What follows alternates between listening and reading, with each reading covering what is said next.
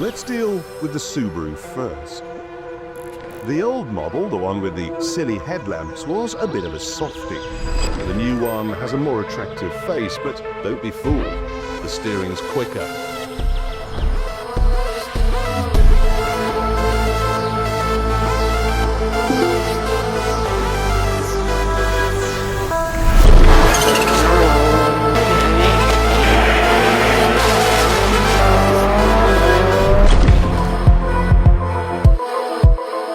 Sveiki! Nusipirkus naują automobilį visi turbūt žinot, kaip tėvė mūsų arba kaip higiena. Rytas vakaras valytis dantis, tai reikia pakeisti variklio alyvą. Ne tik reikia pakeisti variklio alyvą, reikia pakeisti ir greičių dėžėjai alyvą. Ar pagalvojot, kada reikia keisti alyvą greičių dėžėjai? Ar laukia tada, kai jau pradeda greičių dėžėjai rodyti signalus, kad jinai jau nebeveikia, ūžė, sinchronizatoriai nudylė? Ir tik tada suprantat, kad reikia pakeisti alyvą. Tai rekomenduoju tų garsų papildomų ūžesių nelaukus pasikeisti alyvą. Ir kiek iš jūsų yra pagalvoję, kad reikia keisti alyvą ir galiniam reduktoriui? Statau iš 51.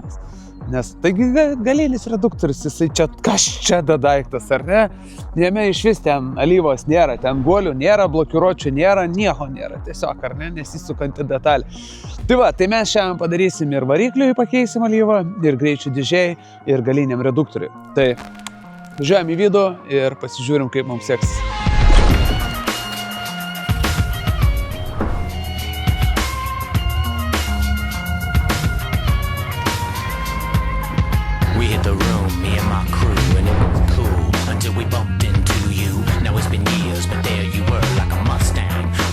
Every single gear with a man that dance like he was born in 49. I wanna know what those replacement hips. Is that a Swatch watch? Do you know what time it is? Does he run deep enough to take you there? Does he run deep enough? Oh, tell me, baby. Alyvos turim reviltizantų reduktoriui, turim alyvos greičių dėžiai, turim reviltizanto greičių dėžiai. Ir turim 50, tai yra toks gatvių reisinginė alyva, kas biškį mėgstat aštriau gal pavažiuoti šiek tiek, tai irgi vasarai rekomenduoju 50. Tai va, ir taip pat turim maksimum reviltizanto mūsų Subaru varikliui, tai ką, einam ir pakeičiam alyvas visiems agregatams.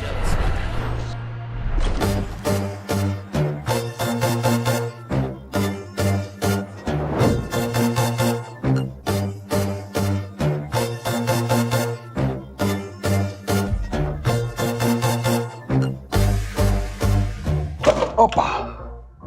Iš tikrųjų, galite atkreipti dėmesį, kam yra įdėtas čia bakelis, ar ne? Į tą vietą tam, kad, pavyzdžiui, mes mėgstam pirmą alyvą nusileisti į bakelį ir pasižiūri, kokia jinai, kas ten gyvena toje alyvoje. Varot į servizą ir patys nežiūrėt, nestebėt, bet mes visada stebim. Jeigu būna alyvos filtras ne metaliniam korpuse, tai ir jį visą laiką išardam ir pažiūrim, nes ten filtre visos nuosėdos, visi blogumai kaupiasi ten. Todėl yra labai sveika pasižiūrėti, kasgi ten gyvena. Ar jau variklis struškės jau dyla, ar dar ne.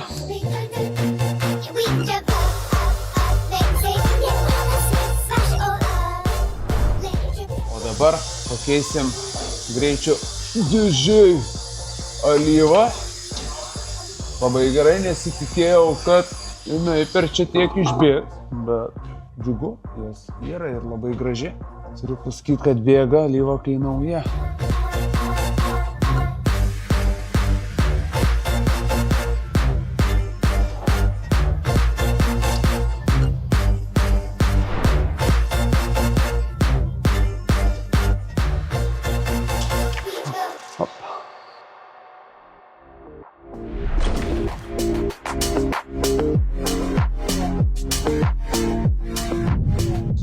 Pilam alyvą į specialų įrankį ir šito įrankio būdu užpūsim alyvą į greičių dėžę.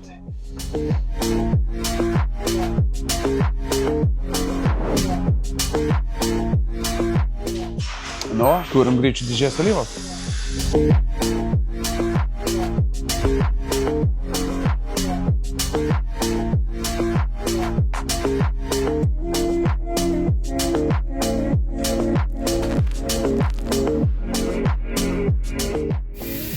Paruoškim greičių dėžį revitalizantą.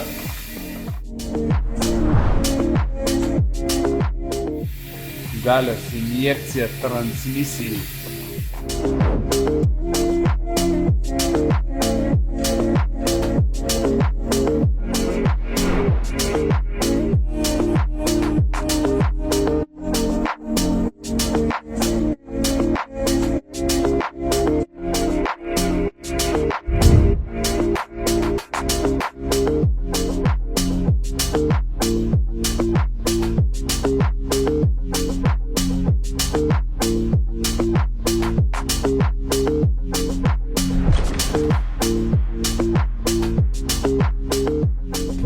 Revitalizantas reduktorių. Irgi priedo. Vitaminai. Švirkščiukas.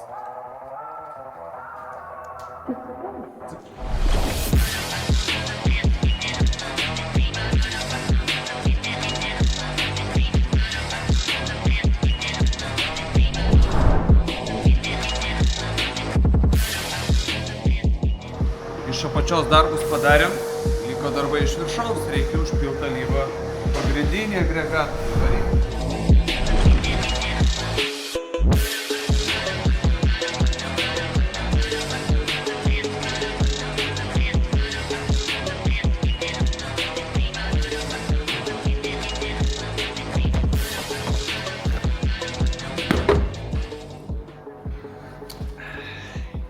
Kvepia?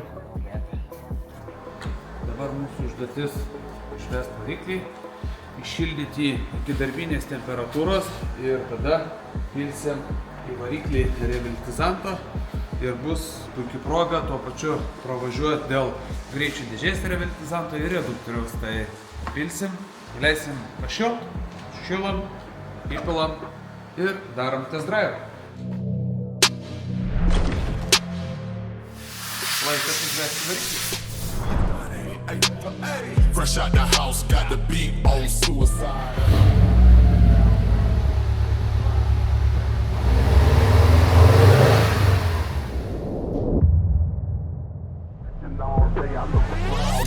I'm in a silver and sell 5 pound on the block. Ain't you ever seen a young player clown?